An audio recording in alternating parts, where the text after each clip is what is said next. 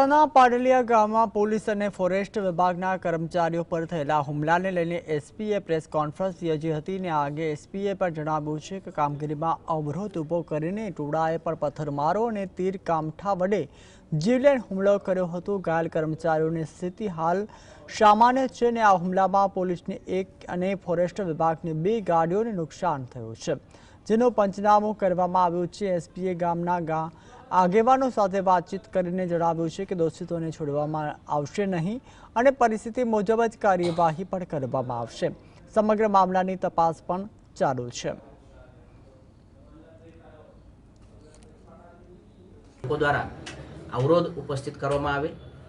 આ અવરોધ થયા પછી જે 500 લોકોનો ટોળું તેઓ દ્વારા ભેગા કરવામાં આવેલ, તેઓ દ્વારા પથ્થરમારો, કુલાડી, ધારિયા, તીરકામઠા આ પ્રમાણે જે પ્રાણઘાતક હથિયાર હતા તેનાથી જીવલેણ હુમલો કરવામાં આવે। આમાં તમામ વિભાગના કુલ 47 જેટલા અધિકારી કર્મચારીઓને જીવલેણ ઈજા પહોંચાડેલ છે। તેની સારવાર કાલથી શરૂ હતી। અત્યારે જેની ક્રિટિકલ પરિસ્થિતિ હતી તે આઉટ ઓફ ડેન્જર થયેલ છે, પરંતુ 8 થી 9 અમારા અધિકારી કર્મચારી તમામ વિભાગના સારવાર હેઠળ છે। તેમાંથી કોઈ આઈસીયુમાં પણ છે, પરંતુ અત્યારે પરિસ્થિતિ સામાન્ય છે।